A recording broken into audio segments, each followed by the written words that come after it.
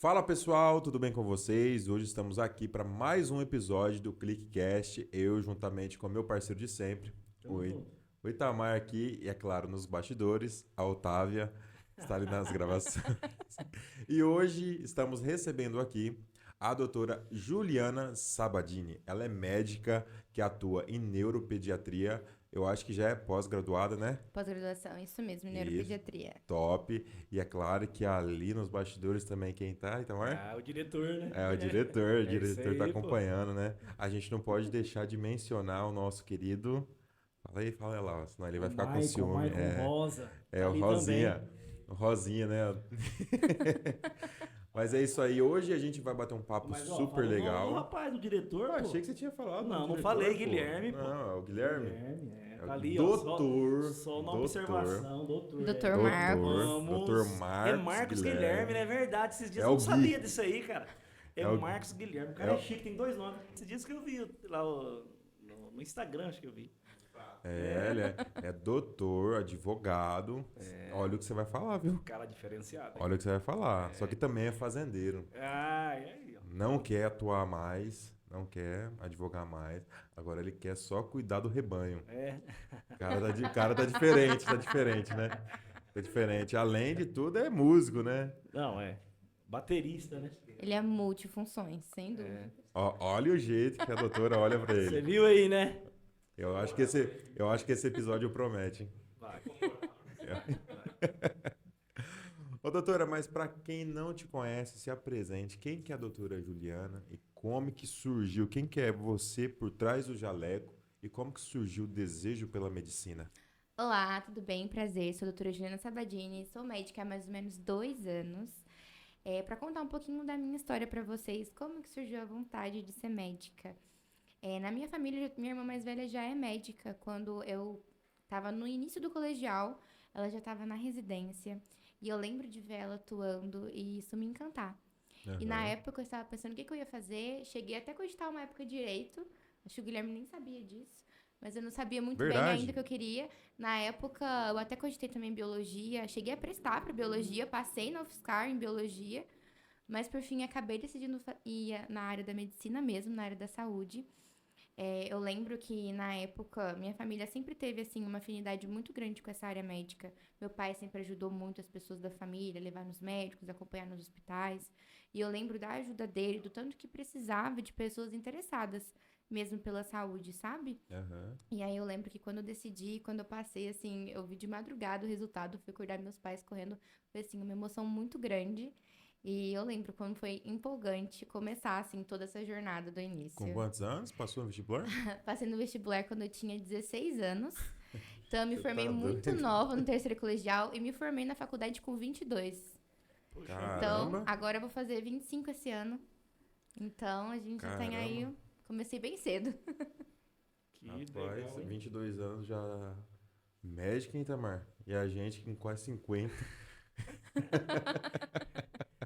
Mas Mas assim, nessa área tem que gostar, é né? aí Porque é estudar, muita né? dedicação, né, doutora? Foi muita dedicação para poder passar no vestibular. Já começou a primeira dificuldade, né? De muito estudo. Sempre estudei bastante, gostei de estudar, sempre gostei de aprender muita coisa diferente, tanto da área da medicina quanto fora também.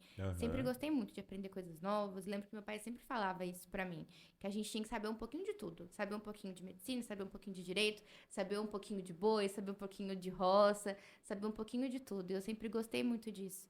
E estudei bastante, acabei conseguindo passar. Não achava que ia passar naquele ano.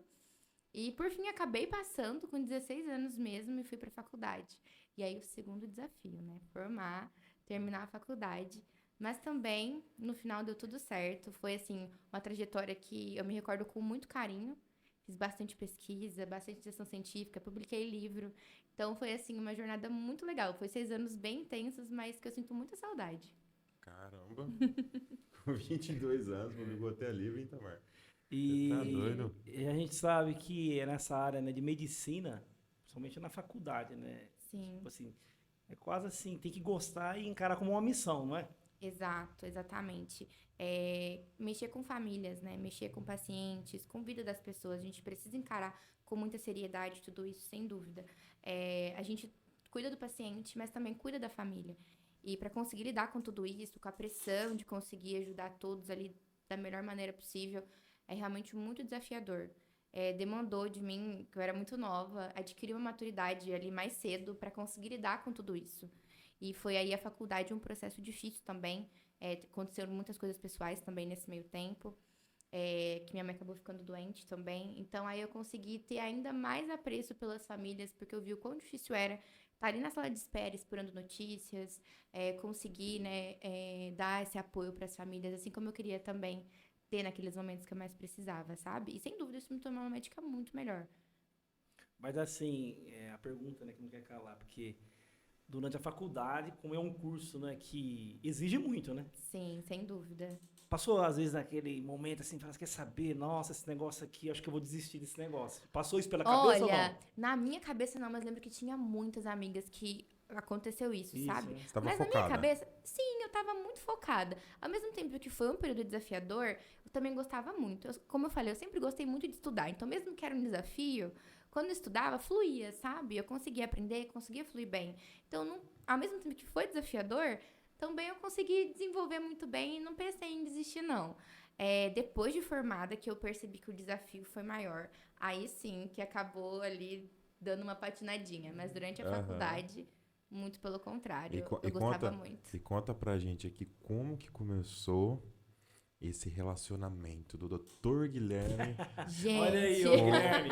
Ô Guilherme, você Otávio, viu? O Guilherme Otávio, tava vamos- torcendo assim, ai não, o assunto ele tá não já... via a hora de Sério, saber. ele voltou um pouco, você percebeu? Não, a gente tem que saber, né, Itamar? Curiosidade. Não, é legal. Vamos É saber legal. desse negócio aí, pô. Gente, do começo, assim, eu sou de uma cidade pequena, né? Morei no sítio a vida toda. Então, eu sempre peguei ônibus pra ir pra escola. Enfim, morava bem longe da cidade. E eu sempre fui de poucos amigos, mas amigos muito fortes, assim, amizades bem, bem amiga mesmo. E minha melhor amiga de infância, que praticamente é a amiga que eu levo até hoje, é prima dele. Então, desde pequena, desde muito pequena, eu sempre fui na casa dela, sempre fui dormir na casa dela. Então, ela sempre também ia lá na casa dele. Então, a gente sempre foi de brincar desde pequeno. Mas até aí, era realmente amizade. A gente sempre foi muito amigo, sabe? Aí, depois, no começo da faculdade, que a gente chegou a conversar um pouquinho, mas depois não deu certo. E aí, no final da faculdade, eu lembro até hoje, eu tava num estágio de oncologia na Santa Casa, lá em Rio Preto. Eu tava almoçando, tinha conversado com a prima dele naquele dia. E aí a gente acabou se seguindo no Instagram, a gente voltou a conversar, a gente sempre foi muito amigo. E na época a gente acabou voltando a conversar. E aí engatou. E aí eu já sabia que possivelmente a gente ia casar. Na minha cabeça eu já tinha certeza. Não sei nada dele. Olha só. Tô orgulhoso da cara dele lá. Você viu? Você viu como que ele Eu tava sou o aqui, ó? cara, eu percebi Tava isso. aqui, ó. Só aqui, ó. Conta Não sei certinho. nada dele, mas na minha. Na minha cabeça já tava. Na minha cabeça realmente, nossa, agora é pra ser, sabe? A gente tava num momento de vida ali que que a gente tinha crescido muito, a gente tinha Aham. mudado muitas questões, que realmente ali Deus fez acontecer na hora certa, assim. Que a gente tava realmente pronto ali pra viver realmente um relacionamento. E aí a gente começou a namorar, na época minha mãe também tava bem, então a gente chegou a fazer viagem juntos. E assim, em uma semana de namoro, ele foi viajar comigo e com a minha família pra Campos do Jordão, inclusive. Olha só. E assim, minha mãe que fez chamar ele, pra Ganhou você o ver coração, como a hein, sogra Guilherme? dele Ganhou o coração da sogra. apreciava ele. E aí acabou indo viajar. E ainda bem que foi. Foi uma viagem muito importante. Foi a última viagem que eu fiz, na verdade, com a minha mãe. E ele tava junto, graças a ela, sem dúvida. Ela que convidou ele. E aí a gente conseguiu fazer essa viagem juntos em Legal, família. né? Lembrança boa, né? Sim, legal. sem dúvida. Não, foi uma ótima lembrança. Eu lembro que a gente nem tava namorando, a gente já ia em festa juntos, aniversário. Enfim. Eu acho que ele já tava com segundas intenções. Não, na cabeça dele também, talvez já estava tudo esquematizado também. Mas agora conta aí pra gente. É um advogado e uma médica. Quem que ganha as discussões?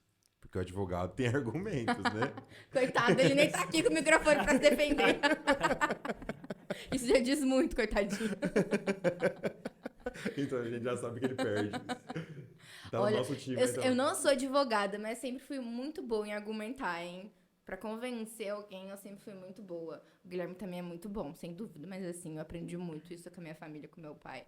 Como argumentar, enfim, como conseguir se posicionar. Então, Isso daí também. Você percebeu que ela deixou no empate, né? Eu acho que dá um empate às vezes. Você não percebeu o que ela falou? O microfone não tá nem aqui pra ele se defender, Ô, William, então... para de criar a situação. Não, pô, já... Você tá vendo aí, Guilherme? O cara quer criar a situação, ó. Olha lá. Tá Aí, o nosso pronto. time. Então tá tudo certo. Mas o Itamar, ele fala que ele que manda na casa dele pra todo mundo. Ah, É ou não é, Otávio? eu não mando. Eu dou a última palavra. Não é isso que você fala, não. Não quer dizer que a última palavra não seja que concorda com a esposa. Exatamente. Exato. Entendeu? Mas você sabe que você Sabedoria, perde. cara. Tem que falar mais Sabedoria. Você sabe que você perde, mas enfim. Vamos dar continuidade, deixa sim, ó. alto. Deixa aqui, porque eu ia Deixa falar outro aqui. negócio aqui, É. deixa pra lá. Porque assim, é a sogra que manda lá. Né? Mas tá tudo bem. Olha Oi, Tamar. só. Mas segue. Sabia que a gente não faz corte, pô. Você tá de sacanagem comigo? Colocou na roda pra todo mundo saber. Pai, me respeita. Pergunta pro Mike, todo mundo sabe aqui, mas tudo bem, vamos seguir. Ô, doutora, dentro da medicina a gente sabe que existe dezenas de caminhos. Agora conta pra gente, por que a neuropediatria? O que te encantou nessa área? Olha, eu iniciei a faculdade querendo neurologia. E assim, pode parecer um pouco clichê, mas na época do colegial eu assistia muito Grey's Anatomy. É bem clichê, assim. Eu assistia muito Grey's Anatomy, eu lembro que eu adorava as questões de neurocirurgia, tananã. Bom, eu tinha 16 anos, né? Entrei na faculdade muito jovem, então também a mentalidade ainda estava em desenvolvimento. Então, no começo da faculdade, eu realmente gostava muito da área de neuro. E foi uma época que a gente realmente estudava neurologia na faculdade. Então, eu participei de ligas, fiz eventos de epilepsia, de neurologia na época. E eu lembro que... Eu lembro que nessa época também fiz bastante estágio ali junto com a Liga de Neuro. Lembro que gostei muito. Só que aí, por um período, eu falei, me balancei pela cardio também. Depois vi a cardiologia fetal, de crianças, enfim. E aí, acabei indo para a área da cardiologia. Desisti um pouco da neurologia, pela questão, às vezes, de rotina, enfim. Aí, depois fui para cardiologia. Fiquei um tempo na cardio, gostando bastante da parte de cardiologia, da parte de clínica médica. Permaneci por bastante tempo. Aí, quando meu sobrinho nasceu, no meu 4º ano, eu pensei em fazer pediatria. Eu já gostava muito de pediatria, estava numa época também de estágio de pediatria. Eu lembro que eu adorava ver as criancinhas crescendo, fazer puericultura, atender as mães, ensinar como que alimentava a criancinha. Então, eu amava. Gostei muito de pediatria, assim, geral mesmo. Aí depois eu fui para a área da oncologia. Mudei. Mudei bastante durante a faculdade. Fui para a área da oncologia. Mas isso Super. é durante a faculdade. Durante a faculdade. Isso no 5º ano. Que é meio normal isso aí também, né? Exato. A gente vai vendo novas matérias durante a faculdade. A gente vai mudando ali os gostos, vendo coisas novas. E por fim, acabou que juntei um pouquinho de tudo. Já vou contar como que foi essa junção aí. Fui para oncologia por conta da minha mãe. Foi uma que eu queria entender mais o que estava acontecendo com ela, tudo, enfim. E aí acabei gostando da área de oncologia, da forma do tratamento, enfim. Fiz muitos estágios na época. Fiz estágio aqui no Hospital de Amor daqui de Jales. Fiz estágio na Santa Casa, lá em Rio Preto, também em oncologia. Então eu acompanhei muito essa época e, sem dúvida, assim, foi muito importante para mim como filha também. Esse tempo que eu fiz de estágio na oncologia. Fiz estágio na UTI oncológica também do Hospital de Amor. Então, foi um tempo, assim, que me deu um conhecimento que a faculdade não me proporciona, conhecimento muito aprofundado da oncologia, que na faculdade a gente vê tudo, a gente forma generalista. Então, a gente não tem aí conhecimento aprofundado de todas as áreas. Então, a gente precisa sempre estar ali fazendo estágios, né? Fiz o estágio da oncologia e isso me ajudou a entender mais o que estava acontecendo com a minha família, com a minha mãe, e isso me aproximou ainda mais dela. De dúvidas que ela tinha, então eu conseguia responder, eu conseguia entender tudo que estava acontecendo, explicar para minha família. Então isso, sem dúvida, me aproximou muito mais. E aí, no último ano, passei em estágios maravilhosos de pediatria, no 5º e no 6º ano. E aí voltou o coração a bater ele de novo pela pediatria.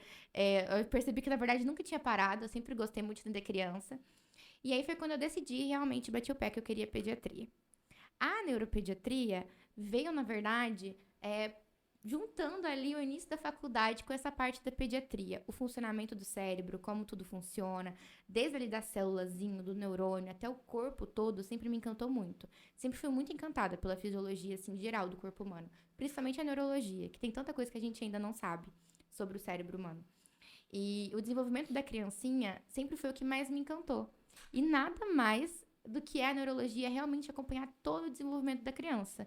Como que foi cada marco de desenvolvimento, como evoluiu cada questão dessa. E o que se assemelha um pouco ali da área da oncologia é que a gente tem muito contato com as famílias.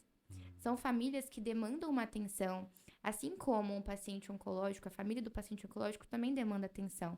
Claro que são tipos de atenções diferentes, só que ainda assim é uma família que precisa desse apoio, precisa desse olhar com carinho, sabe? São famílias que estão passando ali por um diagnóstico, por uma situação difícil, por medos, por inseguranças, por incertezas do futuro. Então acaba que a gente precisa ter esse olhar para a família. Eu sempre falo para os pais, eu trato a criança, mas também preciso acompanhar vocês, ver se vocês estão bem. Porque se a família não tá bem, a gente também não consegue ajudar a criança, né? Então, acabou indo, juntando tudo, um pouquinho de tudo, e foi. E teve algum caso, assim, desde quando você já começou a atuar na neuropediatria, que você se conectou, assim, com a família, com a mãe? Olha, foram bastante casos. Casos, assim, de famílias que, principalmente no SUS, que eu também atuo no SUS, de famílias que não têm ali a condição de conseguir, às vezes, proporcionar tantas opções de tratamento, de crianças que, às vezes, foram expulsas da escola por questões comportamentais. Então, isso acaba que comove muito, porque as mães ficam ali sem chão, precisam trabalhar, a criança, às vezes, está com uma desregulação comportamental muito séria, e a gente precisa ajudar essas famílias, às vezes, também a gente tem certos limites, até onde a gente pode ir, medicações também a gente tem que ir testando aos poucos, também não dá para descontinuar de uma vez ou mudar de uma vez, então a gente precisa de um tratamento contínuo. Então, acaba que são casos, no geral, a grande maioria deles, que a gente acaba pegando ali muitas dores da família, porque é muito difícil. É muito difícil, sem dúvida. E aí acaba tendo aquela orientação, né, para a família, né? Vocês são pessoas assim, Exato. fundamental nessa hora, né? Sim, exato. A gente acaba sendo ali uma rede de apoio que a família precisa ali de um ar de suspiro, sabe? Aquele alívio ali da família entender que não é só aquela família que tá passando por essa dificuldade, sabe? Eu vejo que às vezes muitos pais se culpam. Se culpam por às vezes não conseguir dar todo o acompanhamento, se culpam às vezes por não conseguir ficar com o filho o dia todo, ou se culpam por diversos motivos que às vezes a gente não entende. Mas a gente consegue ver isso no consultório, quando a família tá ali com um peso muito grande. E às vezes a gente vem com uma orientação, né? Eu venho com alguma orientação para essas famílias para poder aliviar isso, para eles poderem se sentir ali confortados e ver que não é só com eles, que a grande maioria das famílias que passam por essa mesma situação também tem essas dificuldades, que eles não estão sozinhos, que tem alguém ali para poder ajudar a acompanhar esse tratamento aí e seguir esse tratamento, né? Fora que também que é um desafio, né, doutora? Porque, Muito. assim, é criança, né? Criança. E quando a gente fala de Não é? criança, é mais difícil para examinar, mais difícil para entender o que se passa na cabecinha e ainda mais difícil para a gente conseguir ali manejar a família como um todo. Para a gente tratar a criança, a gente precisa ajustar a rotina, ajustar sono, ajustar a alimentação, ajustar como que está sendo ali essa questão do ambiente da criança, como que a criança recebe essas ordens, como que está sendo passada essa questão de educação para as crianças. Então, são muitas coisas que a gente precisa ajustar dentro da casa. Então, o pai e a mãe faz totalmente parte ali do tratamento da criança. Então, a gente precisa estar bem engajado ali com a família para eles conseguirem permanecer no tratamento. E também existe a aceitação, né? Chega muitos pais lá que, tipo assim, vê a criança, às vezes com TDAH, depois a gente vai entrar nessas áreas, mas o pai ou a mãe não aceita. Acontece sim, em casos, principalmente quando já vem com uma avaliação prévia, neuropsicológica ou do psicólogo. Tem sim casos, principalmente de autismo também, que eu vejo que é mais comum ter essa dificuldade de aceitação, justamente por ter acompanhado ali, os pais acompanhando toda a evolução da criança, né? E muitas vezes, alguns pontos é difícil de serem observados, porque observou isso desde pequeno.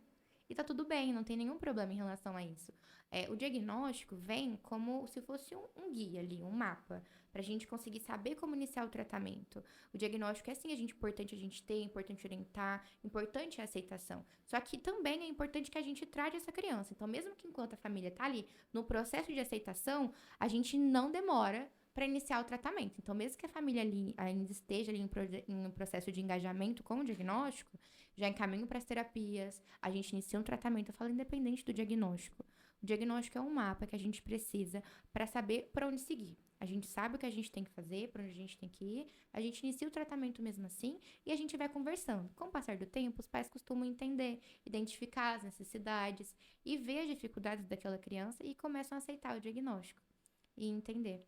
É muito interessante, William. Esses dias a gente até estava trocando umas ideias nessas áreas. Ela falou algo até importante você falar para o pessoal como que funciona a sua consulta, por exemplo? Que ela falou que ela, né? Porque todo médico é dedicado, né? Mas eu percebi que a Sim. doutora, ela, sabe, é uma consulta, não é simplesmente uma consulta. Exato. Fala um pouquinho, doutora. Tem que ter empatia, né? Exato. Sim, mas eu fiquei assim admirado. Ela Que contou bom, só um obrigada. pouquinho assim, sabe? Assim, eu falei assim, nossa, mas puxa vida, que Então, a consulta, antes da consulta a gente já inicia ali a consulta, digamos assim. Eu envio um formulário para as famílias, um questionário para a consulta, para entender ali qual o motivo, quais são os principais sintomas. Então, ele já tem ali um checklist geral para aquela família já ter uma ideia do que eles querem tratar naquela consulta, porque muitas vezes são famílias que têm muitas dúvidas, que acontecem muitas coisas ali no dia a dia e por vezes esquecem do que está acontecendo. Então, ali é um momento para a família poder sentar, poder pensar e refletir. Então, esquecer do que a gente vai trabalhar em consulta, né? Então, ali já dá um norte ali pra gente. Depois vem na consulta. A consulta dura em média de 60 minutos a 1h30, a primeira consulta. olha aí. Então, demora, às vezes, bastante tempo. Já chegou até de consulta demorar 2 horas. Então, a gente dedica realmente esse tempo pra família, pra ouvir os medos, ouvir tudo o que aconteceu com essa criança desde a gestação até os dias de hoje. Por exemplo, adolescentes com 14, 15 anos, a gente tem que ver desde como foi a gestação, desenvolvimento com toda ali a infância, 2, 4 anos, 6 anos. Então, são crianças que já passou ali em diversos médicos, já teve diversos tratamentos ou diversas medicações. Então, a gente precisa fazer isso com muita cautela, muito cuidado. A gente vai avaliando tudo ali com tempo e dedicação mesmo. E ao mesmo tempo que a gente vai vendo a parte técnica, né, a parte neurológica, a criança tá ali brincando, interagindo com o ambiente, então eu já vou examinando ela. Você já fica de olho já. Exato, vendo como ela brinca com os brinquedos, deixo geralmente bastante brinquedos, então vejo se ela muda de brinquedo muito rápido, como que ela brinca, se ela dá função para os brinquedos ou não. Então, geralmente eu vou mudando ali um pouquinho os brinquedos que tá na sala, para cada consulta às vezes ter brinquedos novos, para eu ver como que ele interage ali com o ambiente. Então, ao mesmo tempo que eu tô conversando com os pais, a criança tá ali brincando, tô vendo como ela brinca e entendendo como que funciona ali o cérebrozinho dela. Entendi. Top. E ainda tem o retorno também depois para a gente poder avaliar outras questões. Além da parte medicamentosa, eu também tenho uma abordagem que vai além dessa questão de medicamentos. Há uma abordagem com suplementação quando bem indicada. Colho exames, peço exames quando precisa. E a partir desses exames a gente consegue identificar se tem alguma deficiência nutricional. A maioria das crianças acaba precisando, porque são crianças que têm muita seletividade alimentar. Não comem de tudo. Então, aí a gente acaba precisando suplementar algumas questões. Tem alguns suplementos também que ajudam até na calma, na concentração, no foco. Então, às vezes a gente entra aí um pouquinho com essa questão também, para poder Ritalina, ajudar. por exemplo. A Ritalina já é medicação mesmo.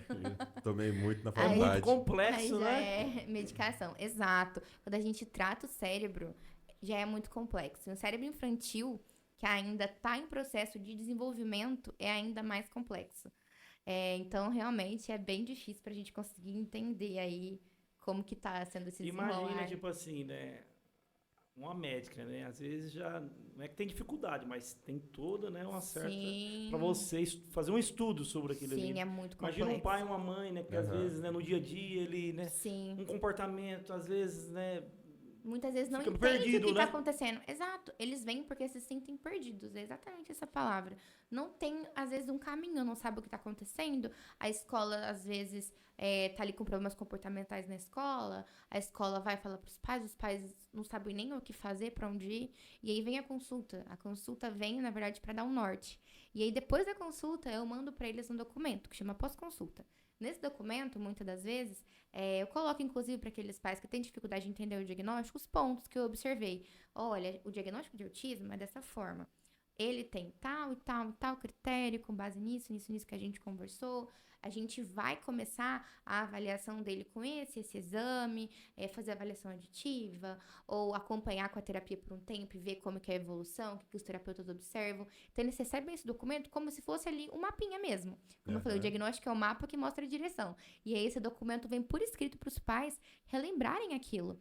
Porque a gente, né, tem até alguns estudos que eu já ouvi falar que falam sobre essa questão, que durante uma consulta médica, a família esquece muitos detalhes. Esquece grande parte da consulta. acho que Que é acho que é- difícil na hora, né? Exato. Deve ser tanta coisa na cabeça, né? Exatamente. E aí, esse documento, eles conseguem reler e lembrar de tudo que foi falado. Aham. E pra onde que vai aí os próximos passos, né? Doutora, a gente sabe que esses transtornos sempre existiu, né? Sim. TDAH, autismo, TEA.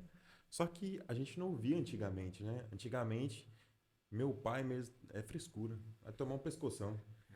E o que aconteceu, tipo assim, que a gente não ouvia falar Sim. disso antigamente e hoje é tudo em alta, né? Hoje você vê muito autismo, TDAH TDAH. principalmente, né? O diagnóstico de autismo no DSM-5 é realmente muito recente. Não lembro exatamente a data, mas foi ali por volta de 1980, por aí, que começou a ser separado o diagnóstico de esquizofrenia, que veio Aham. como autismo realmente, autismo infantil. E o Ah, diagnóstico de transtorno do espectro autista foi recente. Foi agora, aí nos anos 2000, que veio esse diagnóstico de transtorno do espectro autista, que aí englobou autismo nível 1 de suporte, nível 2, nível 3 de suporte, e outras questões ali, todos no espectro, E o que que, são como se fosse uma régua. e o que que significa nível um, nível 2 no autismo? Esses níveis de suporte não são, na verdade, a gravidade daquela questão. É, na verdade, o tanto de suporte que aquela criança precisa para desenvolver aquela habilidade que a gente vê que tem dificuldade. Eu, por exemplo, gosto de geralmente separar ali alguns sintomas para eu poder ver a evolução da criança. O comportamento daquela criança é o nível 3 de suporte. Ou na fala, ela é o nível 3 de suporte. Ela não verbal, ela não fala. Então, aí eu consigo pontuar isso e acaba ficando ali aquela dificuldade maior, ficando como o nível geral daquela criança.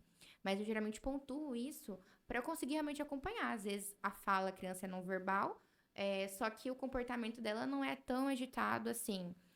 Ou tem outras questões que também ali tá bem desenvolvido. Só a fala que tá ali, às vezes, pegando um pouquinho mais. Então eu acabo fazendo essa separação pra gente saber quantidade de terapias, carga horária, onde a gente foca ali o tratamento, porque o médico também ajuda a direcionar isso. Quanto de carga horária ali, além dos terapeutas também orientarem um pouco isso, mas o médico geralmente no laudo coloca essa carga horária. Então a gente precisa ter essa noção aí do que tá precisando mais, do que tá precisando menos. Então aí a Entendi. gente consegue dar esse direcionamento aí, avaliando os sintomas da criança, definindo o nível de suporte. Entendi. O autista, com tratamento, ele consegue ter uma vida normal, dependendo do nível de Isso, suporte. é assim, essa questão de desenvolvimento em relação às terapias, né, é muito peculiar de cada criança. A gente não sabe, na verdade, até que ponto aquela criança vai ou não vai desenvolver. O que a gente sabe é que as terapias ensinam aquilo que o cérebrozinho dela ainda não conseguiu aprender sozinho. O nosso cérebro, ele, durante o desenvolvimento, acontece uma coisa que a gente chama poda neural. Como se fosse realmente uma plantinha que corta ali algumas coisas. Numa criança típica, corta coisas que não precisa. Corta coisas que o nosso cérebro não precisa. Numa criança que tem ali o TEA, né? Corta informações que são necessárias. E muitas vezes ele por volta de 1 ano e meio, 2 anos, que é quando a criança regride fala, regride o comportamento, às vezes diminui o contato visual, que era como se o cérebrozinho tivesse podado ali aquelas partes que eram importantes. E a partir daí a gente inicia a intervenção. Então a gente ensina para a criança aquilo que não sabe. A criança não sabe ter contato visual, a gente vai ensinar ela a olhar nos olhos. A criança não sabe imitar, a gente vai ensinar ela a imitar. E a partir daí a gente vai vendo como é a evolução. Realmente ele definir como que a criança vai evoluir de acordo com cada criança, não tem como mesmo. Realmente vendo ali a evoluçãozinha dela, Ah, testando. A gente sempre tem que testar e tentar. Doutora, sobre a questão assim, né? Porque fica sempre aquela pergunta, né? Puxa vida, né? É tanto transtorno acontecendo, né? Uhum. Na gestação tem alguma coisa a ver, né? Falta de alguma coisa, nutriente, ou isso... Tem alguns fatores de risco, sim, para o autismo, inclusive algumas questões como prematuridade, algumas intercorrências durante a gestação.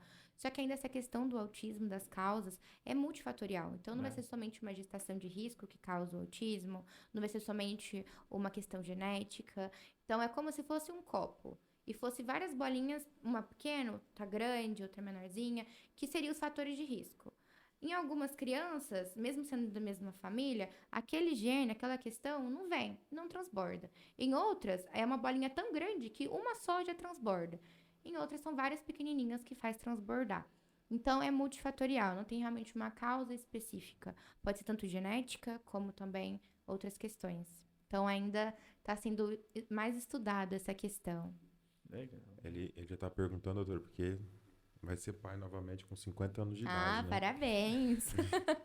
Então ele já tá assustado aí, né? Com essas... Essas Não, questões mas de também de boa. idade pode contribuir, mas como eu falei, não é um fator de risco específico que gera isso. São realmente uma questão multifatorial. Questão familiar, o ambiente, a própria questão ali de epigenética, como o ambiente influencia nos nossos genes. Isso também é uma coisa também que ali pode acabar contribuindo. Então, há várias questões. Claro que uma boa nutrição, ali um bom acompanhamento nutricional durante a gestação é sim muito importante. Vai isentar de riscos de ter autismo? Não dá pra gente saber. Mas, sem dúvida, pro desenvolvimento cerebral da criança, o acompanhamento ali pré-natal é muito importante. As vitaminas pré-natais são muito importantes pro desenvolvimento cerebral da criança. Então, independente de TEA ou não, pro desenvolvimento da criança, esse cuidado durante a gestação é, sem dúvida, muito importante. Até pro intestininho da criança. Algo assim que eu achei que a maioria, às vezes, fala assim, porque o fulano tem o grau 2, 3, né? Na cabeça da pessoa, que às vezes não tem Não noção, entende, acha que é o grau, né, do transtorno, né? Isso que vai ficar pra sempre. Mas na verdade é que você falou, né? É na questão do cuidado, né? Exato, o tanto de cuidado que precisa. E muitas vezes as pessoas confundem, achando que uma criança nível 3 de suporte, que não fala ali por volta dos 3 anos, nunca vai desenvolver. Como eu falei, não tem como a gente saber. Essa criança nível 3 de suporte pode vir para nível 1 de suporte. Pode conseguir desenvolver a fala, pode conseguir desenvolver essa questão comportamental e a gente conseguir ali mudar o nível de suporte. Então, esse nível de suporte é variável. Assim como uma criança nível 1 de suporte, às vezes acontece ali várias questões ali no dia a dia, essa criança também pode evoluir para o nível 3 de suporte, acabar regredindo e perdendo todas as habilidades que adquiriu. Então, isso é muito variável. Doutor, deixa eu te perguntar uma coisa, que é um caso que aconteceu na minha família. Uhum. Eu tenho uma priminha que você falou e me lembrou dela. Ela tem, acho que hoje, uns 10 anos, ou 11, não sei. Ela era pequenininha, acho que com 5 anos ela não falava. Uhum. 3, 4 anos ela não falava. Eu achava que ela tinha autismo, alguma coisa. Uhum. Hoje ela xinga, ela briga, ela bate nas criancinhas na escola. Hoje desenvolveu a fala. Mas acontece muito isso, tipo assim, da criança ela não desenvolver a fala, depois virar um capítulo lá na frente. Às vezes é o transtorno, né, doutor? É. Da rebeldia, tem uns Tem transtornos fases assim, também não, da porque- vida. Porque ela xinga, ela tá num grupo aqui lá da minha família, ela xinga, ela manda áudio xingando. Essa questão do desenvolvimento da fala, às vezes nem precisa de terapia, às vezes ali é o incentivo mesmo da família. Assim como a terapia ensina, a família também tem esse papel ali dentro de casa, em estimular. Então, às vezes, não teve terapia, mas teve estímulo da família para fazer essa criança desenvolver a fala. Mas não é porque aprendeu a falar também que quer dizer que não tem autismo. Então, o autismo é muito além, a questão comportamental. O autismo nível 1 de suporte, por exemplo, muitas vezes não é algo que transparece muito para as pessoas ao redor, mas é algo que a pessoa ali por dentro tem a dificuldade. É uma forma ali que ela se sente ali com essa dificuldade de interagir. Ela muitas vezes imita comportamentos, precisa ensaiar como ficar feliz, ensaiar como é ficar triste, porque tem essa dificuldade de entendimento das normas sociais, só que ela consegue ultrapassar essas barreiras e consegue desenvolver isso no dia a dia. Só que a sobrecarga para ela é intensa por dentro. Então, mesmo que tenha desenvolvido ali até os 30 anos, ainda assim tem ali um impacto emocional, um impacto de ansiedade, às vezes gerar alguma depressão no futuro, pela falta de diagnóstico, pela falta do entendimento de toda aquela dificuldade que teve. Às vezes aquela criança que não era convidada para os coleguinhas porque era muito agitada durante a escola, ou não conseguia interagir muito bem, não tinha amigos. E aí, quando cresce, começa a perceber essas dificuldades. E hoje em dia tem muitas pessoas aí mais velhas, 30 anos, 40 anos, descobrindo o diagnóstico de autismo, porque viveu uma vida toda ali, mascarando os sintomas que a gente chama de masking, e acabou descobrindo o diagnóstico tardio. Só que é complicado às vezes também, William, porque, por exemplo, os sintomas, né, doutor, desses transtornos, Sim. às vezes é muito parecido, né? Exato. Você poderia falar um pouquinho, assim, dos sintomas Sim. desses... Acho que é 3, né? Quase aí. Isso. A senhora pode até utilizar o Otávio como exemplo. Do Otávio a gente precisa ali de uma sessão mais aprofundada para conseguir compreender. Porque, na verdade, também hoje tá assim, né? Virou, parece que uma moda, né? É porque eu tenho TDAH, né? Essa questão de Não é? sintomas. Você perceberam isso Todo já? mundo agora. Agora qualquer coisinha, porque desculpa. É mas, como né? se fosse hiperfoco sempre. Não, um transtorno, para ser um transtorno, é um transtorno, tem que gerar prejuízo no dia a dia.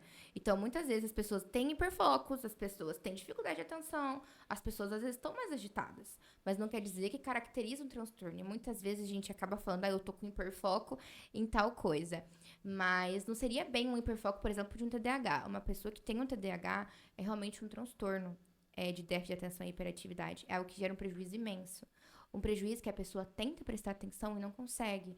É uma forma diferente do cérebro de funcionar. Então, vai muito além da gente ter um hiperfoco ou ser desatento. É algo que realmente ali gera prejuízos imensos. A pessoa, às vezes, não consegue desenvolver ali algo do trabalho ou uma questão ali acadêmica que era muito importante, mesmo querendo muito, não consegue desenvolver aquilo. Por uma questão ali mesmo, pelo transtorno, pela forma do cérebro de funcionar.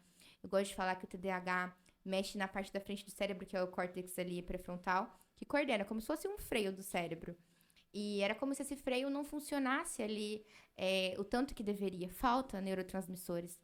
E por essa dificuldade, tem dificuldade em inibir o comportamento, dificuldade de direcionar a atenção, dificuldade de controlar essa ansiedade, aquela hiperatividade, os impulsos. Então, agir muito por impulso. Então, é uma dificuldade real. É uma forma do cérebro diferente de funcionar. Então, vai muito além de que, às vezes, as pessoas falam. Pode ser que realmente algum desses tenha um transtorno, mas nem Doutora, todos. o TDAH, ele pode agir de forma, por exemplo, não sei explicar isso, de forma ao contrário. Por exemplo, você não ter filtro, falar o que vem na cabeça, pode ser TDAH. Meio literalidade ali. Essa questão de não ter filtro. Já olharam Essa pra pergunta mim tá lá. muito direcionada. Essa questão de não ter filtro, às vezes, é mais por uma impulsividade. De, às vezes, não conseguir muito bem pensar antes da hora de falar. E, às vezes, agir por impulso e não ter um filtro. Isso pode acontecer, tá? Mas, claro, demanda aí mais avaliação pra buscar entender se realmente é um TDAH ou é só uma forma do cérebrozinho dele mesmo de funcionar, entendeu? Ah, tá. Então, aí vai bem mais além. É bem mais profundo do que Eu tô isso. perguntando porque às vezes acontece, né, Maio? Mas é isso, é um pouco difícil, assim, mas talvez não caracterizaria um transtorno de atenção e hiperatividade, mas talvez seja uma formulazinha Então, do doutora, cérebro de tipo assim, funcionar. resumindo, né? Um pai, uma mãe que percebeu alguma coisa um pouco diferente, né? É bom procurar, né? Isso. Exato, é importante. Muitas vezes as famílias vêm encaminhadas da escola, mas muitos pais também costumam perceber, às vezes, a criança que não olha nos olhos, aquela criança que enfileira muitos brinquedos. Todas as crianças que enfileiram brinquedo vai ter autismo? Não. Mas é um sinal aí que às vezes levanta uma suspeita. São sinais que os pais percebem em casa. Então, de forma didática, chamei a criança não olhou pra mim. Ele não olha quando chama, não atende os chamados, a gente chama o nome dele e a criancinha tá lá no mundinho, brincando, enfileirando, ou brinca de jogar e quebrar, não dá função pros brinquedos. Em vez de brincar com o carrinho, fica girando a rodinha do carrinho, porque gosta de ver tudo girar. Mas não consegue dar a função real daquele brinquedo. Esses são alguns sinais que os pais costumam perceber e levar no médico, sem contar o atraso de fala. Mas o atraso de fala não é um critério realmente diagnóstico de autismo, mas é um sintoma muito comum. Porque a criança não imita, a criança que não imita não consegue aprender como tentar ali gesticular a palavra, então acaba não falando. Entendi. Ô, doutora, mas é aquela criança, tipo assim, que o pai chama, não responde. Mas aí o pai pega o chinelo e aí chama e a criança responde. Olha, esse daí, por isso que é uma consulta de 1h30, 2 horas. É difícil a gente conseguir identificar essas nuances do que é realmente esperado para a idade, porque tem idades também que a gente tem ali comportamentos mais agitados, tem idade que a gente tem comportamentos mais opositores, mais desafiadores. Então, essa nuance entre o que é ali típico e do que é ali um transtorno é uma nuance muito sutil. E por isso que o diagnóstico demanda tempo, demanda avaliação, demanda ali um processo realmente ali bem atencioso para conseguir definir, porque o diagnóstico é para a vida toda. Então, essas nuances a gente precisa ter sempre muito cuidado para conseguir definir. Comportamento opositor desafiador já é o TOD. Que é o transtorno opositor desafiador, o O TOD. que é isso? Como que... Esse transtorno opositor desafiador é quando uma criança realmente é desafiadora e se opõe constantemente às regras. Não é só aquela criança que não quer obedecer, é uma criança que se opõe, que contraria bastante. Por vezes, tem sintomas até vingativos. É minha sobrinha. É minha sobrinha, minha priminha. Por vezes, essa priminha Tem dele. que levar. Vamos marcar uma consulta. Certeza.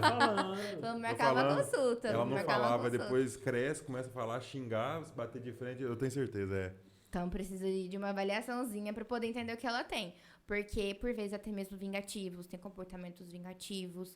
Então, a gente precisa realmente ter ali esse olhar. E o que é também esperado para a idade do que seria o transtorno, geralmente a gente inicia um tratamento psicológico, a gente acompanha essa família, orientação parental, de como tentar lidar com essa criança no dia a dia. Então, tem todo ali um tratamento ali bem complexo para a gente conseguir. E para definir também é bem difícil, por ser uma questão ali muito mais psiquiátrica do que tão pautado ali em tantos critérios.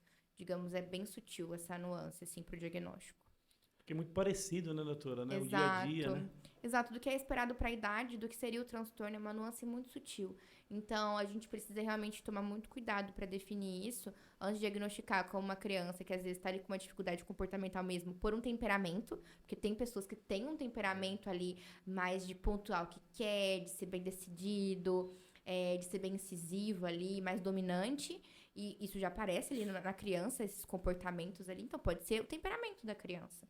Então, essa nuance é muito sutil. A gente precisa ter cuidado, realmente, para definir um diagnóstico de transtorno. Entendi, doutora. E existe várias suplementações, medicações para o tratamento, tipo autismo, Então, TDAH?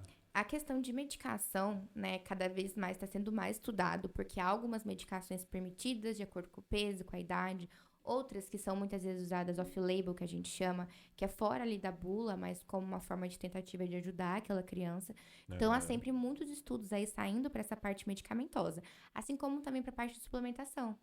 A parte de suplementação aí entra como um tratamento conjunto com a medicação, tanto para a parte do sono, por exemplo, crianças com TEA, a grande maioria tem distúrbios de sono, assim como também TDAH pela agitação, acaba tendo distúrbios do sono, que é essa dificuldade para dormir, dificuldade para pegar no sono. Então, há várias causas para essas alterações de sono, tanto do começo da noite, do final da noite, então é bem complexa essa questão. E tem algumas suplementações que ajudam a dar mais relaxamento, a dar mais tranquilidade noturna, ajudar ali a produzir neurotransmissores para o sono. Durante o dia também. Tem alguns que ajudam ali na concentração, no foco. Alguns tratamentos, como por exemplo o Crocus, que é um tratamento ali de suplementação, que é um componente derivado, na verdade, da cúrcuma, do açafrão, que ajuda ali nessa questão. Tem alguns estudos que falam que pode ajudar na questão de concentração, ali da questão, como se fosse um tratamento alternativo para o TDAH. Em algumas crianças a gente vê ali uma boa resposta. Então, aí são estudos surgindo aos poucos, né? Ainda com metodologias que ainda estão sendo desenvolvidas, né? Mais estudos ali mais profundos, mas que já mostra ali alguns benefícios. Então, às vezes, acaba sendo ali uma opção a gente tentar para algumas crianças essas suplementações, junto às vezes, ou sozinho, a depender do caso, com o tratamento. E o tratamento engloba tanto terapia, quanto medicação, quanto orientação para os pais. E nem todos precisam de remédio, mas a grande maioria vai precisar sempre de terapia. Tô vendo então. Doutora, assim, falando de tudo isso, um pouquinho que a gente está falando, né? Assim, qual que é a satisfação de você, tipo, às vezes pegar uma criança, né? Que a gente tá falando de criança, né? Que é a tua área. Aí, de repente, chegar naquela, né, aquela situação complicada, família, né? Tudo, não entendendo nada. E, de repente, né, as coisas ir se resolvendo e melhorando. E uma criança, às vezes, não fica 100%, mas já ajuda bastante. Melhorou bastante, né? Sem dúvida, isso acontece. E, assim, é muito gratificante. Quando a gente trabalha com crianças, cada desenvolvimentozinho, cada palavra que aquela criança não falava e começa a falar, cada comportamento que antes ela tinha, que a gente queria ajudá-lo a melhorar e a gente consegue melhorar, sem dúvida, é uma conquista tão grande. É uma alegria para a família. Então, muitas vezes a família manda, doutora, pela primeira vez, recebi mensagem esses dias, doutora, pela primeira vez, minha filha sentou na mesa comigo para chupar um sorvete e conversou comigo por uns 20 minutos seguidos. Isso nunca aconteceu dela ficar paradinha, conversando comigo, interagindo comigo ali, sem agitação, sem querer sair, sem querer ficar levantando da cadeira o tempo inteiro, sem querer ficar se movimentando o tempo inteiro. Essa é uma criança que tinha TDAH. E ela finalmente conseguiu ter esse momento ali de conseguir prestar atenção e engajar ali com a mãe. Na escola também, prestou atenção, conseguiu fazer uma prova de maneira mais rápida, que antes tinha muita dificuldade. Assim como no autismo também, crianças que não verbais, não se comunicavam, e de repente começam ali com muito... De repente não, né? Com muito tratamento e esforço de todos, profissionais, pais, e da criança também, sem dúvida, começa a falar palavras que antes não falava. canta música e antes não cantava. E aí a família vem pra doutora, meu filho tá conseguindo se comunicar mais. Ele tá pedindo aquilo que ele nem sabia pedir antes. Ele tá conseguindo falar. E pela primeira vez eu escutei a voz do meu filho. Olha aí. É Aham. uma benção, né? Sim, é muito incrível ver essa evolução das crianças. Sem dúvida, muito gratificante. Doutora, você falou um negócio interessante, que as crianças que sofrem de transtorno, até anotei essa pergunta aqui, Uhum. elas ensaiam pra fazer alguma coisa? Isso, principalmente em nível de suporte. Por essa dificuldade de nuance social, de entender o contexto ali, muitas vezes não sabem como agir. Tem essa Aham. dificuldade de interação. É real essa dificuldade. E quando vai crescendo, né, ou até mesmo a criança, às vezes copia o comportamento do coleguinha. Vê o coleguinha brincar, então aí ele imita o comportamento do coleguinha e acaba brincando da maneira esperada, digamos assim. Só que ainda assim não seria algo tão natural, é um comportamento de imitação. Ele tá mascarando os sintomas, que a gente chama de masking. É uma palavra em inglês, mas é mascaramento. Entendi. É que mascara os sintomas, então é ainda mais difícil de fazer o diagnóstico, porque ele mascara as dificuldades que ele tem e fica só a dificuldade ali interna. Fala, nossa, para eu conseguir interagir demanda tanto esforço.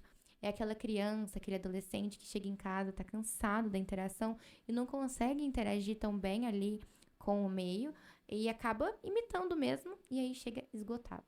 Entendi. E o uso excessivo de tela pode mascarar, às vezes, um diagnóstico? A tela, por exemplo, o cérebro infantil ainda não está preparado para tanto estímulo. O cérebro infantil demanda ali realmente um cuidado, o desenvolvimento infantil demanda um cuidado muito atento. E sem dúvida a tela tem sido um vilão muito grande aí nos últimos anos, justamente pelo uso excessivo. Até 2 anos não se pode usar telas, não pode ter o uso de telas, nenhum tipo de desenho, justamente porque o cérebro infantil ainda é muito novo. A partir daí, é permitido, mas também se puder evitar, melhor. Mas 1 hora por dia aí, e depois 2 horas por dia, e vai aumentando um pouquinho aí na adolescência. Mas ainda assim, o uso de telas impacta muito no desenvolvimento cerebral. Os desenhos hoje em dia são muito agitados, muitas cores, muitas luzes, e o cérebro fica em constante estímulo. Esse estímulo excessivo, na hora que desliga a TV, essa criança começa a desregular, começa a ficar muito agitada, e às vezes a gente acha que é uma hiperatividade no TDAH.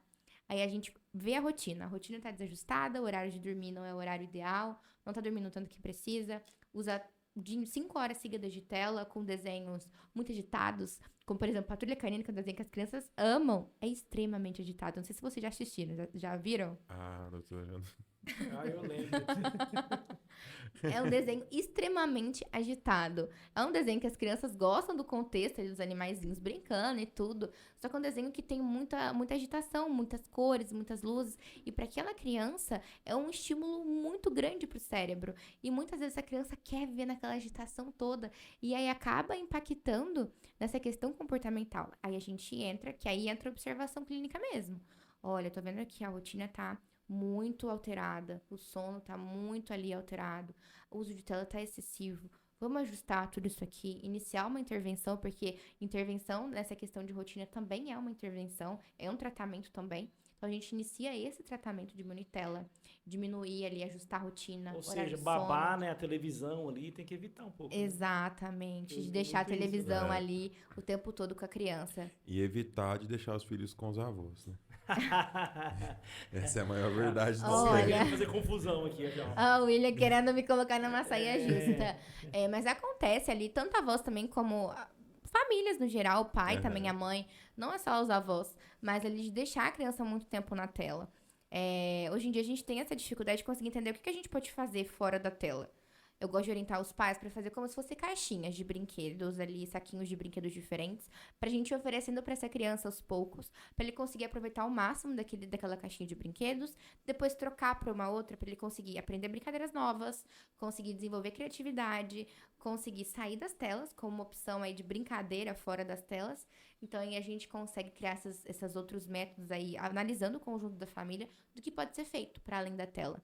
Então, não seria só os avós, é um pouquinho de todos aí, às vezes tem esses comportamentos. Você tem um pouquinho de culpa. Outro detalhe, William, que eu queria que você também falasse às vezes os pacientes que às vezes não têm condições de ir lá no teu consultório, né? Você também tem um sistema online, né? Que você Isso, fala um pouquinho. exato. Atendo online e também presencial aqui na região de Jales e Legal, Santa porque Fé nem do todo Sul. médico atende online. Exato, eu gosto de atender online também, atendo pacientes do Brasil inteiro. Esses dias eu atendi pacientes do Rio de Janeiro, já atendi pacientes do Nordeste, já atendi pacientes aí de vários cantos do Brasil. E o atendimento online proporciona aí realmente sem fronteiras, você pode atender o mundo inteiro, o mundo todo. Claro, adaptando, né, ali as medicações de acordo com cada país, mas isso é possível. E o atendimento presencial eu faço aqui em Jales e também em Santa Fé do Sul. Então aí Quantas também... clínicas eu já ia falar senhora. Você toma cuidado. Pode chamar também, as pessoas Eu ia costumam falar chamar. senhora, respeito, Itamar. Entendi. E em quantas clínicas a doutora está atendendo? Olha, atualmente? aqui em Jales, estou atendendo na Clínica Integrar e também atendo na Clínica Integrar na unidade de Santa Fé do Sul. Atendo online também pelo SUS e também atendo numa outra clínica também aqui em Jales, na Clínica Reabilitar. Muito bom, né, Itamar? Puxa vida, tá voando, doutora. Graças a Deus, né? Graças a Deus, bastante atendimentos aí, sim. Muitas famílias que estão precisando de apoio, né? Então, eu vejo que as famílias estão buscando mais ajuda, às vezes até mesmo fora dos planos de saúde, que eu não atendo por plano de saúde, por uma questão mesmo burocrática. Então, muitas famílias às vezes buscam ali mesmo pela demora, às vezes de atendimento pelo SUS, então acabam precisando de atendimentos de maneira mais rápida, ali, às vezes no consultório particular mesmo, no online. E outro detalhe, William, que né, porque a gente está aqui, mas eu percebo que a doutora ela é bem assim, humana mesmo, assim, sabe assim? Ela dá atenção, né? Às vezes as pessoas, né, chamam, né, nas redes sociais, né? Exato. É lógico, tem um tempo, né? Que às vezes a vida é corrida, mas na medida Exatamente. do possível, né? Ela responde, dá atenção. Então isso aí é um diferencial, né? Sim, sem dúvida. Eu adoro acompanhar as mães nas redes sociais. Mães que mostram aí o dia a dia com as crianças com TEA, com TDAH, suplementação. Então, eu sempre tô lá participando e vejo que muitas mães já vieram já conversar comigo por conta disso, por conta desse engajamento ali que eu tenho com essas famílias ali. Muitas mães respondendo nos stories, interagindo ali com o dia a dia também ali do consultório, buscando entender mais sobre suplementação, sobre essas outras formas de tratamento, que pode ajudar aí a contribuir no tratamento do filho. Então, eu sempre gostei muito aí de interagir com as mães. Gosto de interagir nos comentários lá, doutora, aparece um vídeo lá, aí você entra às vezes no vídeo, tem aquele monte de mãe descendo pau e depois a outra falando bem. Você gosta de ver Sempre tem todas as opiniões ali dentro do vídeo, né? Sem dúvida. Mas geralmente ali eu entro com uma visão ali um pouco mais médica às vezes. Geralmente eu comento em vídeos de pacientes ali que tá em uso de suplementação, principalmente do ácido folínico, que hoje em dia tem sido muito comentado, algumas mães testando nos filhos o ácido folínico. E aí eu acabo falando, né, que muitos ainda não sabem, não conhecem médicos que prescrevem. A indicação ali é muito particular, mas eu gosto de estar comentando, porque realmente é um desafio. É um desafio fazer a suplementação, é um desafio ver a evolução, iniciar, enfim. E aí eu gosto de ver ali as mães com essa iniciativa. Eu acho bem legal. Tá falando de desafio, doutora? Tipo assim, você falou que tudo tem um começo, não é verdade? Exato. Qual foi, assim, o maior desafio que você teve, assim, a hora que você começou a clinicar? Tipo assim, caiu a ficha, fala assim, puxa vida, agora hoje aqui é o meu primeiro paciente. E como é que é a sensação desse negócio? Você falou difícil agora, hein, Tamar? Olha, é uma sensação. Você viu? Quando você começou a clinicar. Tá muito técnico. Olha, realmente ali, o começar, eu acho que é o mais difícil de tudo. Se sentir preparado o suficiente, sentir que tá pronto pra começar. Sem dúvida, esse foi o mais difícil. A real é que a gente sempre tem ali algum pé atrás em tudo. E isso, na verdade, é prudente. A gente ter medo, a gente se dedicar em cada paciente de forma única. É prudente a gente ter essa questão. Justamente para poder garantir ali o tratamento correto daquele paciente, conseguir entender o paciente como um todo para conseguir tratar. Então, sem dúvida, começar de se sentir pronto foi o mais difícil. Atuei antes da neuropediatria em clínico geral, em clínicas populares, sabe? Então, pegava paciente de todas as questões, com tudo. Ginecologia, cirurgia, clínica Isso médica. ajuda, né? Exato. E cada dia, às vezes, era um medo diferente. Assim como o plantão também, de porta também, você não sabe o que vem pela frente. Então, esses também são aí medos que a gente vai tendo e criando coragem para conseguir lidar com cada Doutora, um. quando você começou lá no início, lá, atendia em clínicas populares, já deu aquele medo assim, nossa, aí vem um senhorzinho de idade, todo torto, quase morrendo, dá um remédio, nossa, será que ele tá bem? Será que vai morrer? Olha, os aconteceu isso? medos, a gente fica com medo mesmo. Realmente ali, é um processo difícil essa questão de tratamento, sabe? Sentir a confiança ali. A gente realmente fica pensando, às vezes, nos pacientes, principalmente aqueles pacientes que são casos mais complexos. Geralmente em pessoas idosas, por exemplo, era Aham. bem complexo, porque há várias comorbidades juntas, são várias coisas ali associadas, vários. Problema cardiológico, problema renal, problema neurológico. Então, a paciente já infartou, já teve um AVC, tem problema de rim. Então, aí, pra gente tratar, é realmente muito difícil. A gente fica pensando, a gente pede retorno antes, Aham. a gente E a avalia, questão é que reavalia. tá trabalhando com vidas, né? Exatamente. Exato, exatamente. Um erro às vezes pode ser É fatal. diferente, doutora, que só Exato. para nós, né, descontrair um pouquinho, a gente gravou um podcast aqui com outro parceiro, Aham. e ele falou assim que a primeira experiência que ele foi na área de elétrica, né? Lembra lá? Ah, o japonês? Ele Na área de botou elétrica fogo? pegou fogo, né? É isso. Então, ó, mas foi assim, maior zoeira. A primeira Na experiência dele. medicina, na medicina, a medicina gente não tem pode que- acontecer não dá, isso, né? Não dá. É por isso que cada paciente a gente tem que pensar com muita cautela, agir com muito cuidado, pensar. Ai, meu Deus. Cada medicação que você prescreve, você tem que entender muito bem. Efeitos colaterais, o que a gente faz pra Que poder ele vai mudar. lembrar agora. Eu lembrei ele sentado aqui, mas foi uma zoeira, que ele falou que foi trabalhar na caixa d'água, né? Que acho que ele foi mexer O William arranjando o bico da risada. na caixa d'água e pegou fogo. É, montou a bomba e a bomba pegou fogo. Meu Deus do céu. Ai, ai. Mas na área da medicina não pode ter isso. Não viu? dá. Tá vendo? A gente tem que pensar muito bem antes de cada passo. Não dá pra pegar fogo, não. O William não tá conseguindo nem se recompor. Vamos lá, pra você se recompor aí. Do nada. Do nada, pô. Aí veio na cabeça aqui, pela experiência do rapaz lá. Só Ai, Vai ai, falar da ai. bomba só pra dar uma d'água. descontraída. Pra ficar mais. Ai, Tá muito cara. sério aqui esse podcast. Não, você foi longe, Tamar, mas foi bom. Foi bom. Ô, doutora, e assim, qual que foi a sensação dos seus pais, assim, quando né, você se formou e tal? Porque você tem uma Olha, irmã também, que acho que Tenho tá uma irmã trabalha na área, médica né, e uma irmã dentista. Eu tenho mais duas irmãs. Ah, você tem mais duas. A gente é em 3. Olha, quando eu formei, eu lembro que, assim, foi um misto de emoções. Na época, minha mãe tava doente ainda. E, assim, realmente, ele foi um momento ali, muito emocionante da minha vida. Tanto da parte boa, quanto também da parte ruim.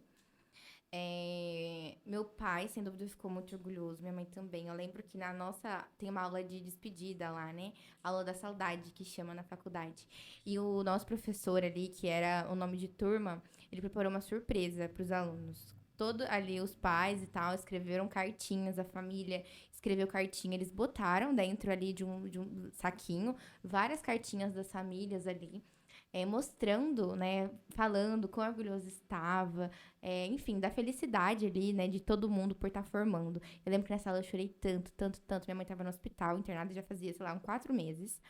Ela já estava em tratamento paliativo exclusivo, ela não estava fazendo mais quimioterapia, então ela estava ali numa situação realmente ali muito séria, muito grave.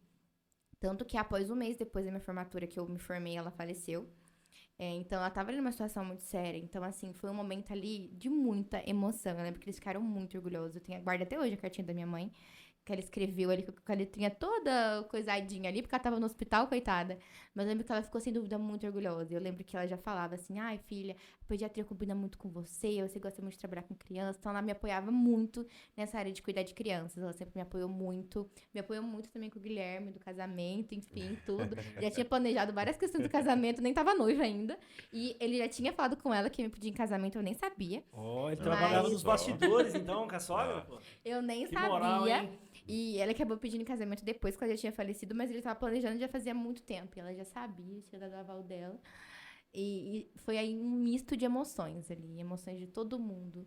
é a filha mais nova formando, a última filha formando, então também aí foi emoção para todos os lados. E meu pai, sem dúvida, até hoje, todo dia, filha, e aí, como que foi os atendimentos? Sempre Ele se muito preocupa orgulhoso. com isso? Sim, ele sempre pergunta, e aí, pra minhas irmãs também, quando a gente liga todo mundo, e aí, como foi, tananã, atenderam bastante, como que tá sendo aí o consultório, como que tá sendo os atendimentos, então acaba aí sendo, ele sempre é bem preocupado, ele sempre fica muito orgulhoso, assim, um orgulho sem fim, sem dúvida. Legal demais, né? Muito sofre, Itamar. Rapaz. Doutora, assim, qual que é um conselho que você poderia dar, assim, aquele conselho de ouro, assim, para os pais hoje, assim, que tá, às vezes, trabalhando, né, com a criança e tal? O que você me fala? Olha, um conselho, assim, que eu dou pros pais, antes de buscar o atendimento, é realmente tentar olhar pra sua criança com carinho. Será que ele precisa ali de alguma ajuda? Será que tem alguma dificuldade? Não quer dizer que tem um diagnóstico, quer dizer que a gente tem ali alguma questão que a gente pode ajudar essa criança. E depois, quando tem um diagnóstico, o que eu posso fazer ali em casa? Os pais são quem fica o mais tempo possível com a criança. Então, eu sempre gosto de falar que a terapia é uma parte do tratamento. Só que a gente precisa estar sempre revisitando aquela habilidade da terapia em casa também. Então, os pais também treinar isso com a criança. É uma extensão, né, doutora, né? Exato, uma extensão da terapia. Pedir ajuda para os profissionais. O que eu posso fazer em casa para poder aí, ajudar meu filho a desenvolver ainda mais? Uma extensão da terapia mesmo. Não é para eles serem o terapeuta dos filhos, mas ajudar ainda mais a estender esse período aí de tratamento para casa Assim, também. a senhora trabalha, tipo, ó, saiu senhora agora. Ai, me senti velha agora. Você trabalha, Por isso que eu parei aquela hora. tipo assim, com os Brincadeira. outros profissionais, tipo assim, psicólogo e tal? Sim. Como é que funciona isso aí? Essa interação com os outros profissionais, sem dúvida, é muito importante. Conversar com os psicólogos, com os fonoaudiólogos, pra gente conseguir realmente entender como aquela criança tá. Sempre peço relatório da escola, dos terapeutas, porque a visão deles, sem dúvida, me ajuda. Eles veem a criança toda semana, às vezes todos os dias, por várias horas seguidas. Então, sem dúvida, a visão deles me ajuda muito a conduzir, a entender o que está acontecendo, saber os próximos passos, saber aí as dificuldades que tem, onde a gente pode focar. Às vezes aumentar a carga horária ou diminuir a carga horária também, isso pode acontecer. Tipo, ele evoluiu também, agora já está ficando cansativa a terapia para ele. Então, aí a gente pode diminuir a carga horária, porque essa criança está evoluindo. Então, aí a gente sempre precisa ter esse acompanhamento multiprofissional que chama. Notou tudo, Itamar? Ixi, show de bola, né? Você vai ser pai daqui. Importante Hoje saber. Nós estamos tendo uma aula, né, William? Você tá percebendo, né? Você. Não. Você que vai ser Você pai. também vai ser pai. Conhecimento. Não, mas ele Pô. primeiro. Não, mas um Conhecimento dia é- também vai Ele ser pai. primeiro. Verdade. Você primeiro, você já começa tratando. Porque, ó, a Fernanda ela queria salmão domingo e você deu bauru. Ah, não, mas aí não vale. Você tá vendo aí, doutor? Ele fica Mas me aí não provocando. vale. Depois eu falei da sogra dele, ele ficou bravo. Eu não fiquei bravo. Não, mas Você aí viu que não ele ficou vale. bravo, Pediu né? salmão, Eu ganhou amo. bauru. Você não tava combinado isso, cara. que não Eu sei o amo, quê. pra todo mundo ver, eu amo minha sogra. Olha, Isso cara. aí. Eu amo minha sogra. Isso aí, gravado. Tem que ser assim mesmo. Minha sogra? Não. Minha sogra é maravilhosa. Oh, meu Eu Deus amo minha do céu. sogra. Eu não sei que você fica querendo colocar intriga. Não tô indo. Você tá colocando intriga. Entendeu? Agora você ama sua sogra? Lógico que eu amo. Mora até comigo, cara. A gente mora junto. Olha só. É por isso que eu não quis pagar salmão pra ela. Ah, Ela tava junto, né? Ela tava junto, tá né? explicado, então. Tá Tem uma explicado. explicação. Ela não curte muito isso aí, não. Ah, Ô, não é doutora, possível. Mas, tipo assim, sempre tem alguém que tem dúvida, né? Muito converseiro na internet. Não come tal coisa, que isso pode dar aquilo, né? Pode atrapalhar, né? A parte, né? Neura da criança, não sei o quê. O que a senhora me fala sobre essas coisas? Olha, essa questão de alimentação, assim, a gente tem que comer de tudo. Todos os grupos alimentares.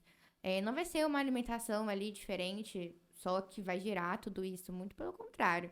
É todo ali um contexto. É o contexto de como que tá sendo. Come muito industrializado. É claro que aquela criança vai ter deficiência nutricional. E isso prejudica o desenvolvimento dela.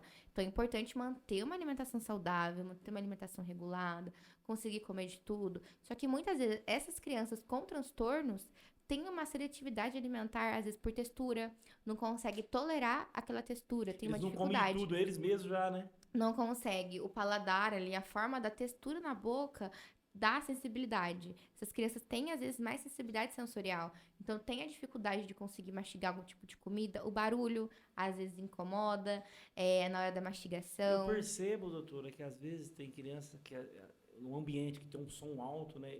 se incomoda. Incomoda, né? Isso, criança, adulto também, às vezes pode acontecer. Eu mesmo tenho grande problema com isso. Mas são sintomas de sensibilidade sensorial.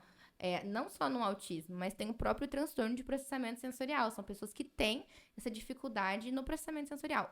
Como se ouvisse mais alto. Como se cada toque ali fosse muito, muito grande. São crianças que às vezes não gostam de ficar tocando muito, que têm dificuldade com abraço, de ficar ali muito próximo. Então tem essa questão, às vezes pentear o cabelo, escovar os dentes, a comida, ou às vezes rigidez cognitiva, que é quando elas definem ali uma questãozinha na cabecinha e tem que ser daquela forma. Se não for daquela forma, pode piorar o comportamento, precipitar crises.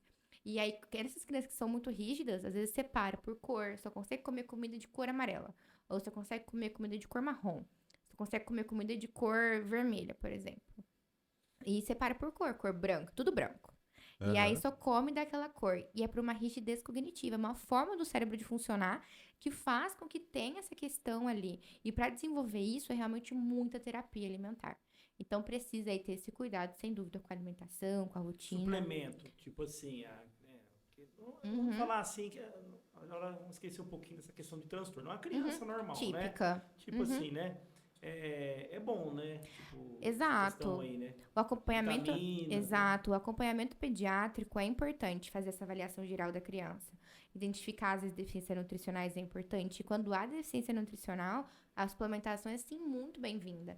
E sem dúvida, aí é realmente acompanhamento, fazer avaliação com exames e identificar o que aquela criança precisa. Será que precisa de alguma coisa? Não são todas as crianças que vão precisar, mas às vezes precisa, grande parte às vezes bom, pode né? Às vezes precisar. fazer um exame, né? Quando a criança, Sim, né? exatamente. Pra acompanhar, né? Sim, pra poder ver como tudo vai desenrolar. Muito top, hein, Tamar? Hã? Muito top, né? Ixi. Caramba, doutora, Doido. fala um pouquinho para nossa audiência também sobre a nossa parceria. Como é que funciona?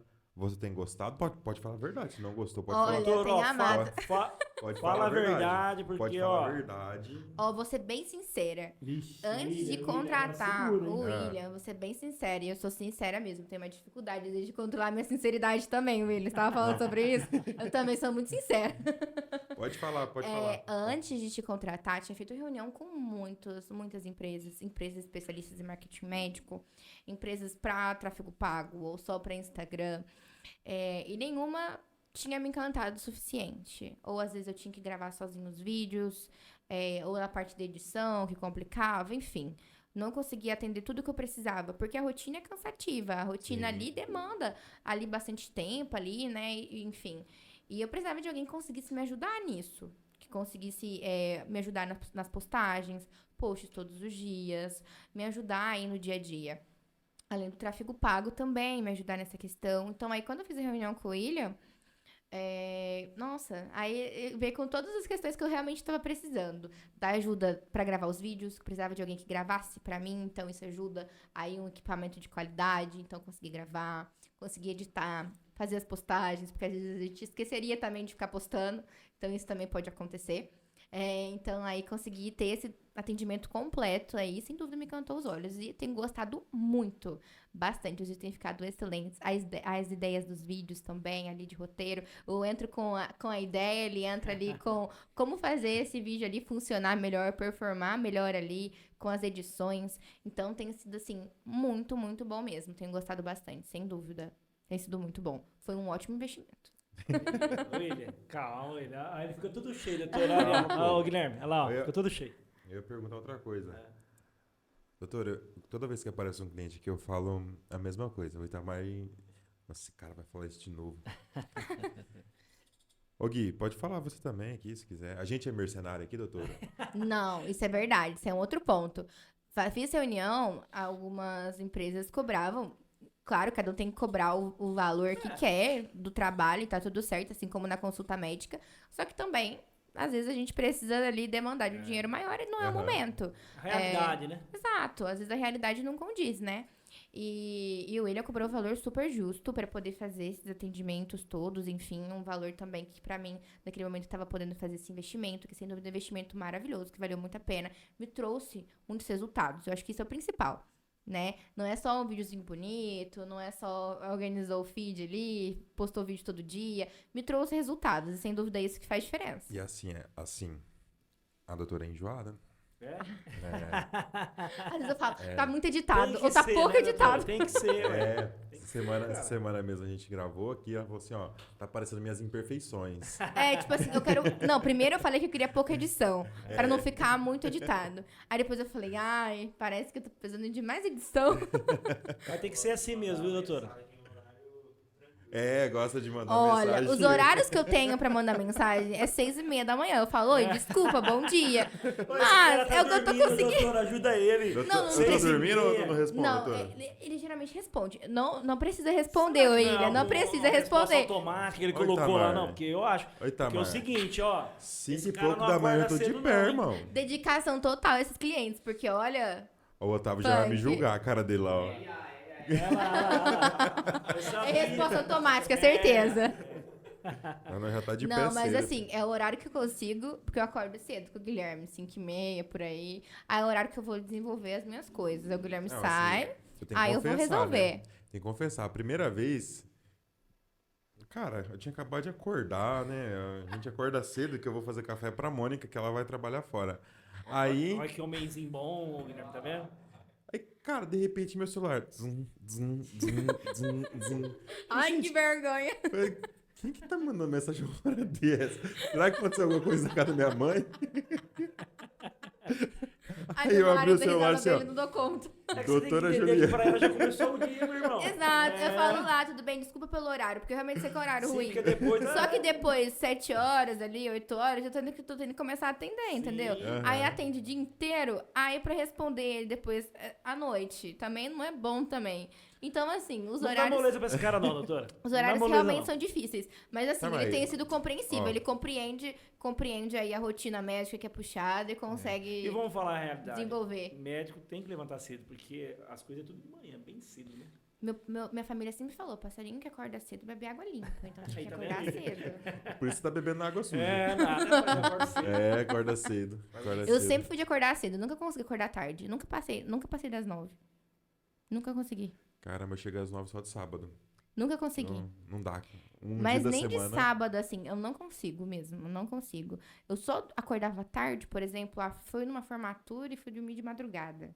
Eu fui pra algum lugar e fui dormir de madrugada, aí eu consegui acordar também. Nunca passei ali das 10 horas também nesses momentos. Durmo E o- 4 horas, mas não consigo passar ali e perder a E o- manhã inteira. E o doutor? Ah, o doutor. O doutor Marcos, no começo, aí ele era de dormir tarde e acordar mais tarde ainda. É. Eu já sou de dormir muito cedo, 9:30, 9 horas, tô dormindo. Facilmente. Jantar 6 horas. Fui criada no sítio, né? Então, sempre almoçar às 10 horas, 10:30, 11 horas. Já dá 6 horas da tarde, mano. Jantar 6 horas da tarde. Ou, e se pra mim Tem vezes que é mais cedo, não é? já aconteceu? É? E se jantar mais tarde que isso, parece que a comida nem vai fazer bem. Verdade. Exatamente. Eu ia trabalhar com meu pai nas férias, na Caraca. roça. E era época de colheita, geralmente, ou de plantação. Geralmente é época de colheita ali. E aí eu lembro que a gente levava marmita. Minha mãe fazia uma marmita. Nossa, eu amo comer ovo. E era um cheiro de comida tão gostoso ali. 8:30 da manhã, 9 horas, teve dia de eu comer a marmita com meu pai. Caraca. Juro pra você, assim. Nossa, eu comia ali de boa. Não, eu amava O que trabalhar com meu acontece, pai William? na roça. Ó, 4 horas da manhã, esse pessoal da roça... Tem gente que levanta, acorda, pô. colher Quer dizer, leite, 4 horas 4 da manhã. horas até 9 horas da manhã, o cara já tá com fome, pô. Totalmente. É, A gente acordava muito cedo, ia pra roça. Tava 9 horas ali, fome. Já aconteceu também durante a faculdade. Eu tava nem trabalhando, trabalho pesado durante a faculdade. Se eu chegava do período da manhã, às vezes acabou mais cedo a aula, pra mim chegou da faculdade, eu tinha que almoçar. Poderia ser 10 horas, poderia ser 9:30, poderia ser 12:30. Chegou da faculdade, eu já tinha que fazer comida, almoço, já comer, e depois era período da tarde. Podia ser 10 horas da manhã, depois que eu ter almoçado, pra mim já era período da tarde. Já estava vivendo o período da tarde. Descansava, ia estudar, ia esperar ali o período da tarde. Então, eu sempre tive esse hábito de comer cedo, fazer tudo cedo. Agora, o Guilherme já era o completo oposto. Não sei se é porque viveu na cidade, não sei o que aconteceu, mas ele era o completo oposto. Mas agora também já aprendeu. Não consegue Essa acordar da tarde.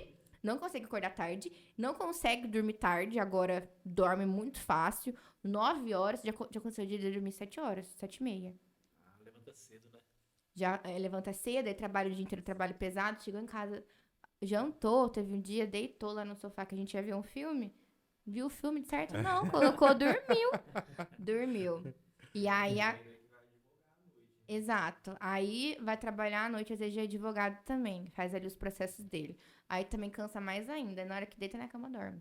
Muito rápido. E antes não era assim, eu dormia meia-noite, 1h da manhã. Até porque também fazia faculdade à noite, então também não dá pra julgar tanto, né? Mas assim, ia dormir muito tarde. E hoje em dia já ajustou aí essa questão dos horários. Muito bom. Muito bom. Top demais. Hoje a gente aprendeu bastante, né? Nossa, valeu a pena, hein? Valeu a pena? Show de Valeu a bola. Tá pronto aí pra ganhar bebê e você, William, Não, quando eu não. tiver o teu, pra conseguir observar o desenvolvimento do teu. Não, Ah, não. quero ver. Eu tô aguentando minha cachorra pegar a filha. Deus me livre. Olha, mas é diferente. Aí vai ter um É cachorro pior, e né? outra criança. A É criança pior. demanda ali ainda mais, né? Sem dúvida. Não, mas você vai ver quando tiver o seu. Não, deixa Você vai tá lembrar nas dos mãos de conselhos. Deus, né? Tá nas mãos de Deus. Vai lembrar dos Vai partir pro conselhos. final já, William? É, Agora? ué. Doutora, muito obrigado. Eu que agradeço pelo convite. Obrigado por disponibilizar um pouco desse tempo corrido de vocês aí pra vir até aqui e atender esse Pessoal, convite. a agenda da mulher aqui foi difícil, hein? Na É. Ó, segunda... ela marcou, Ó, marcou, depois remarcou. remarcou. Olha. Mas não é Marcou. porque ela quis, não. É porque tem muita... Tem É. graças a Exato. Deus, né? E teve um dia também atendimento, reunião. Eu falei, William, acabou aqui tendo coisas de última hora aqui de reunião de atendimento. Vai ter que ser mais rápido. Vamos só gravar vídeo mesmo. E outro dia a gente grava esse podcast com mais tempo. Legal, pô. Pra conseguir conversar bastante, falar Tá bastante. voando. É, graças a Deus. Tá voando. Isso aí, sem Daqui a dúvida. pouco tá maior. Corri que esquece de nós. Ah, né? imagina. Longe de mim. Mas, doutora, obrigado, viu? Obrigado por vocês terem vindo aqui hoje. Eu achei que o doutor ia trazer uma picanha ali, né? Não. É. Eu falei pra ela que eu ia trazer. Ó, não, esse cara aqui, esse dia Teve ele brigou a ideia, com o cliente, teve a aí ideia. O cliente chegou aqui e ele teve que fazer a picanha pro cliente. Ele Olha falou, só. "Ó, Ó, mas se você quiser, William, tiver uma na sua geladeira, a gente consegue fazer o churrasco agora também. Não. Vai dar! Aí! Ah, aqui a gente só tem um frigobar, não cabe uma peça de picanha. Ah, Você viu? Eu já vi. tá aí a sua Você resposta. viu aqui, Otávio? Matou ele no ninho. Você viu? Acabou com o cara. Ai. Ei, Otávia. Eu acho que é melhor então você já passar ela pra ela fazer as considerações finais, porque agora você ficou numa situação complicada. Não, agora a gente ficou, Itamar. Fiquei até sem graça. Fala o seguinte, fala assim, na próxima a gente combina pra não ficar muito chato. Não, na próxima a gente combina. Pode ser na próxima, na gravação da semana que vem. É, ué, pode ser. Doutora, mas deixa uma mensagem para os pais que tenham uma certa dificuldade ainda de compreender esse universo de transtornos aí da neuropediatria. Pode olhar para essa câmera aqui, ó, deixa uma mensagem para esses pais. Bom, para vocês pais que estão com crianças pequenas, que têm dúvidas sobre o desenvolvimento do seu filho, é importante buscar a avaliação médica. A avaliação médica não necessariamente vai te trazer, às vezes, um diagnóstico de um transtorno, mas é realmente pegar na sua mão e conseguir te dar uma orientação do que fazer, quais são os próximos passos, para onde ir. Ajudar, às vezes, porventura tiver algum diagnóstico, aí sim. Mas se não tiver, orientação também é sempre bem-vinda. Para conseguir dormir tranquilo, conseguir aí ter um bom desenvolvimento dessa criança, buscar mais dicas e mais orientações para o desenvolvimento do seu filho. Muito bom. Foi Muito bom. ótimo. Foi muito top. Então, Mais uma vez, obrigado, doutora. Muito obrigada pelo convite, foi um prazer. Deus abençoe, doutora. Sucesso Amém. cada dia mais, tá bom? Amém. Que Deus abençoe todos Guilherme nós. também, um abraço, Guilherme. Obrigado, Guilherme. Obrigado por ter vindo aí. E obrigado, meu parceiro de Tamo sempre. junto aí, pô. Obrigado, Otávia. E A toda a equipe O Michael aí Rosa Toda a também, equipe. por ó. trás Michael desse aí. podcast. é isso aí. Pessoal, obrigado por assistir até aqui esse episódio. Tenho certeza que vocês aprenderam muito. E até a próxima. Até a próxima, pessoal. Deus abençoe. Até a próxima. Tchau.